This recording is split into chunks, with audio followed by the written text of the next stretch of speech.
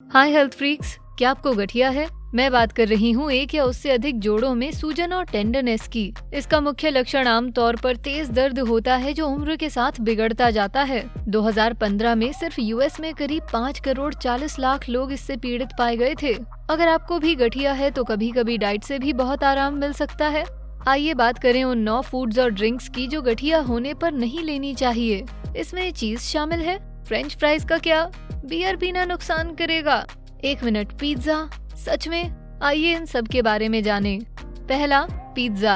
आप में से कई लोगों को ये सुनकर बहुत बुरा लगेगा, लेकिन इससे पहले कि आप वीडियो बंद करें और दुख में एक पिज्जा खा लें, कुछ चीजें हैं जो आपको जान लेनी चाहिए। गठिया से पीड़ित लोगों के लिए चीनी वाले खाद्य पदार्थ बहुत बुरे होते हैं। ये इन्फ्लेमेशन ट्रिगर करते हैं। जब आप पिज्जा खाते हैं तो आपको जरूरत से ज्यादा कार्ब्स मिल जाते हैं। चीज पिज्जा की सिर्फ एक स्लाइस में लगभग 26 ग्राम कार्बोहाइड्रेट्स होते हैं, जिनमें करीब 3 ग्राम चीनी होती है। और असली समस्या ये है कि पिज्जा बहुत लजीज होते हैं। एक बार में सिर्फ एक स्लाइस खाने के लिए आप में काफी सेल्फ कंट्रोल होना चाहिए।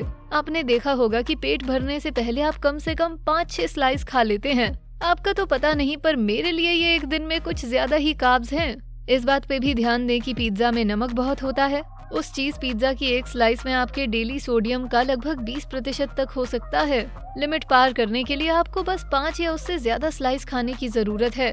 तो अगली बार आप किसी पार्टी में हो तो इस बारे में सोचें। शोधकर्ताओं का कहना है कि सोडियम से भरी डाइट्स गठिया से जुड़े इन्फ्लेमेशन में योगदान देती हैं। रोगियों में ये उन प्रोटीन्स को सक्रिय कर देगा जिनसे जोड़ों में सूजन आती है। इससे दर्द और परेशानी बढ़ेगी। पर ध्यान दें, इसका ये मतलब नहीं कि आपको पिज्जा बिल्कुल त्याग देना है। अगर आप मेरी तरह पिज्जा लवर हैं तो ऐसा कर ही नहीं पाएंगे।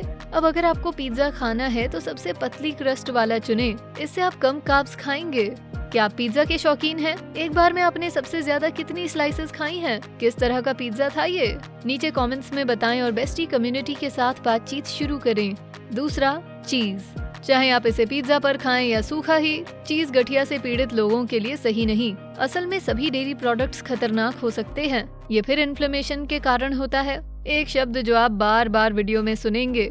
इन खाद्य पदार्थों में मौजूद सैचुरेटेड फैट्स इन्फ्लेमेटरी पार्टिकल्स छोड़ते हैं, जिससे गठिया की तकलीफ बढ़ती है।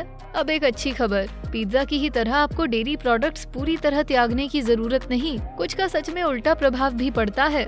अध्ययन दिखाते हैं कि ग्रीक योगर्ट जैसे फर्मेंटेड डेयरी फूड वास्तव में इन्फ्लेमेशन से लड़ गठिया से पीड़ित लोगों की मदद करते हैं। अगर आप उन लोगों में से हैं जिन्हें दूध पचता नहीं, तो भी आपके लिए एक बढ़िया ऑप्शन है। तीसरा, व्हाइट ब्रेड। व्हाइट ब्रेड एक और इन्फ्लेमेटरी फूड है जो आपके गठिया को खराब कर सकता है। सोचिए, आपने जिंदगी में कितने मोटे ब्रेड सैंडविच खाए होंगे। हम में से कई को सफेद ब्रेड खाने के बाद फूला और अनकंफर्टेबल महसूस होता है। ऐसा इसलिए क्योंकि हम खाए गए ग्लूटेन और कार्ब्स की मात्रा के प्रति काफी सेंसिटिव हैं। सफेद ब्रेड की सिर्फ एक स्लाइस की बात करते हैं। इस एक में 12 ग्राम से ज्यादा कार्ब्स और 1 ग्राम शुगर हो सकती है, और ये 1 ग्राम बहुत होता है। रिफाइंड कार्बोहाइड्रेट से आपके ब्लड ग्लूकोज लेवल में वृद्धि होगी। इससे आपके शरीर में इन्फ्लेमेशन बढ़ जाएगी। चौथा, बर्गर। मैं सभी मजेदार चीजों के ही नाम ले रही हूँ, है ना? पर ये सच है। असल में लाल मांस आपके गठिया का एक और दुश्मन है। इसमें सैचुरेटेड फैट्स बहुत होते हैं और खाए जाने वाले हाई कोलेस्ट्रॉल से इन्फ्लेमेशन ट्रिगर हो सकता है। गंभीर गठिया वाले व्यक्ति को तो ये पागल ही कर देगा। और बर्गर पे रखे बन से आपको डेली सैचुरेटेड फैट्स का 20% मिल जाता है। अगर वो बन सफेद ब्रेड से बना है तो आप बहुत ज्यादा कार्ब्स खा रहे हैं। कई मायनों में ये आपके लिए बहुत बुरा है। बेस्ट यही होगा कि आप ऐसे खाने से जितना हो सके बचें। पर अगर आप उस टेस्टी बर्गर को नहीं छोड़ पा रहे तो इसे बन के बिना खाने की कोशिश करें। इस तरह आप अपने शरीर में होने वाली इन्फ्लेमेशन को कम कर पाएंगे। पांचवा, फ्राइड चिकन। 1 मिनट के लिए एजीईज की बात करते हैं, मतलब एडवांस्ड ग्लाइकेशन एंड प्रोडक्ट्स। ये मॉलिक्यूल्स शुगर, प्रोटीन्स और फैट्स के बीच प्रतिक्रिया होने से बनते हैं। ये जानवरों से बनने वाले बिन पके फूड्स में होते हैं। कुछ खास तरह से पकाई जाने वाली हाई फैट और हाई प्रोटीन मीट्स एजीईज से भरी होती हैं। फ्राइड चिकन उनमें से एक है। बहुत ज्यादा एजीईज खाने से शरीर में इन्फ्लेमेशन बढ़ने लगती है। ऑक्सीडेटिव स्ट्रेस और एजीईज के कॉम्बिनेशन से गठिया में वृद्धि देखी गई है। इन्फ्लेमेटरी अर्थराइटिस वाले लोगों के सिस्टम में एजीईज का लेवल बाकी लोगों की तुलना में ज्यादा होता है। अगर आपने नोटिस किया है कि फ्राइड चिकन या अन्य जानवरों का मांस खाने से आपका गठिया बिगड़ता है, तो इसे स्वस्थ, स्वच्छ चीजों से बदलें। आपके पास फल, सब्जियां और मछली जैसे ऑप्शंस हैं।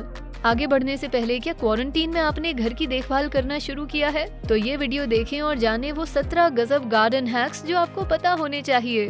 अब वापस चलते हैं उन 9 फूड्स और ड्रिंक्स पर जो आपको गठिया में अवॉइड करने चाहिए। छठा, सोडा। बिल्कुल, अगर आप पिज्जा और वो मीठी ब्रेड नहीं खा सकते तो क्या लगता है सोडा पीना चाहिए? मैं ये समझाने में समय बर्बाद नहीं करूंगी कि सोडा में कितनी चीनी होती है। आपने बचपन से इस बारे में कई बार सुना होगा, पर विश्वास करिए रिफाइंड शुगर से इन्फ्लेमेशन बढ़ता है। वर्षों पहले के एक अध्ययन ने गठिया से पीड़ित 20 लोगों पर ध्यान दिया। उन्होंने जितनी चीजें खाई उनमें से सोडा और मिठाइयों ने गठिया के लक्षण सबसे ज्यादा बढ़ाए थे। सातवां, बियर। ये एक और ड्रिंक है जिसे अर्थराइटिस होने पर आपको नहीं पीना चाहिए। किसी भी तरह की शराब आपके लक्षणों को और खराब कर देगी। बियर कार्ब्स के लिए जानी जाती है। असल में इसी कारण कई लोग इससे दूर रहते हैं। इसे ब्रेड पीने जैसा मानिए। बियर की एक आम बोतल में आपके डेली कार्ब्स का 5% होता है और पिज्जा की तरह सिर्फ एक से मन नहीं भरता। हम सब ऐसी स्थितियों में रहे हैं जहां बियर पीना कंट्रोल से बाहर हो जाता है और अध्ययन बताते हैं कि रीढ़ की हड्डी में गठिया होने वाले लोग अगर शराब रोज पीते हैं तो उन्हें लक्षण महसूस होने की संभावना बढ़ जाती है। इनफैक्ट बियर और बाकी ड्रिंक्स को रीढ़ के स्ट्रक्चर में ज्यादा डैमेज करने से जोड़ा गया है। तो अगर आपको गठिया है और आप कुछ दिनों में पार्टी करने की सोच रहे हैं तो उसमें बियर पीने से पहले 2 बार सोचें, क्योंकि इससे अगले दिन सिर दर्द के साथ और समस्याएं भी होंगी। आठवां, नट्स।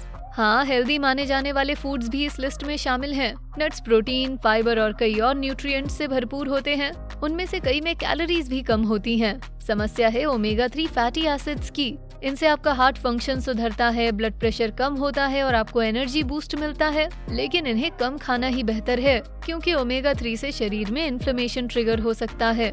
और आप जानते हैं गठिया पे इसका क्या असर होता है? नट्स की एक और प्रॉब्लम है उनका सॉल्ट कंटेंट। अगर आप सावधान ना रहें और लेबल ना पढ़ें तो आपको पता ही नहीं चलेगा ये मिक्स्ड नट्स कितने सॉल्टी हैं। इससे पहले कि आप कुछ कर पाएं, आप अपने डेली सोडियम इंटेक का 20% खा चुके होंगे। तो अगली बार आप इनका पैकेट उठाएं तो थोड़ा ध्यान दें। नवा, फ्रेंच फ्राइज। टेस्टी खाने की बात अभी खत्म नहीं हुई। साइड डिश की तरह दुनिया में फ्रेंच फ्राइज सबसे ज्यादा परोसे जाते हैं। कोई ऐसा फ्राइड स्नैक नहीं जिनके साथ ये ना जचे। लेकिन फ्राइज में कार्ब्स और नमक दोनों बहुत होते हैं। आपने बर्गर किंग के फ्राइज खाए हैं? हाँ, वो टेस्टी हैं, लेकिन सिर्फ एक सर्विंग से ही गठिया रोगी उन्हें ना खाने की कसम खा लेंगे। बीके फ्राइज के एक स्मॉल सर्व में 44 ग्राम कार्ब्स होते हैं। ये आपके डेली इंटेक का 16% है। और कुर्सी की पेटी बांध लीजिए, क्योंकि सोडियम की बात करें तो इनमें 480 मिलीग्राम नमक होता है। ये दिन के लिए जरूरी सोडियम से 20% ज्यादा है। और ध्यान दें, यहाँ छोटे ऑर्डर की बात हो रही है।